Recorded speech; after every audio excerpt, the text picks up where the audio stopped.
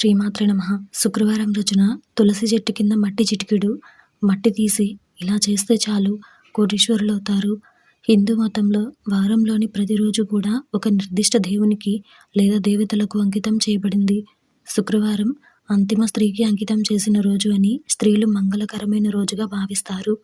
శుక్రవారం తల్లిగా భావించే దేవతలు సంతోషిమాత, మహాలక్ష్మీదేవి మాత, అన్నపూర్ణేశ్వరి, దుర్గామాతాదేవికి అంకితం చేయబడింది.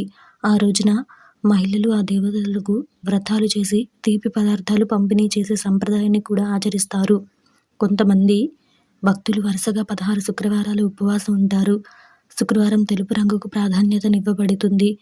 అయితే శుక్రవారం నాడు తులసి చెట్టు కింద మట్టి చిటికెడు తీసి ఇలా చేస్తే కోటీశ్వరులు అవుతారు అని జ్యోతిష్య శాస్త్రం చెప్తోంది. దానికి మీరు చేయాల్సిందల్లా ఏంటో ఈరోజు ఈ వీడియోలో చూసి వివరంగా తెలుసుకుందాం. మీరు ఇలాగే మరిన్ని మంచి విషయాలు తెలుసుకోవాలి అనుకుంటే మన ఛానల్ని సబ్స్క్రైబ్ చేసుకోండి. అలాగే ఈ వీడియోను ఒక లైక్ చేయండి. మీ ఫ్రెండ్స్ అండ్ ఫ్యామిలీ మెంబర్స్కి షేర్ చేయండి.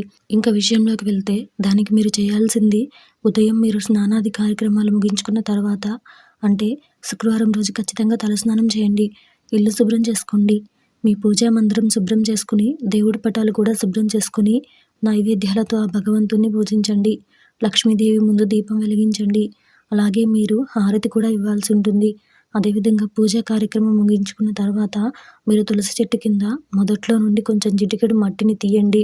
అంటే ఎలాగో తడిచింది కాబట్టి ఆ మట్టి త్వరగానే వస్తుంది. ఆ మట్టిని తీసి మీరు మీ యొక్క ఎడమ చేతిలో వేసుకోండి. దానిపైన కొంచెం గంధం వేసుకోండి. అలాగే కొంచెం కుంకుమ వేసుకొని దాన్ని కలపండి.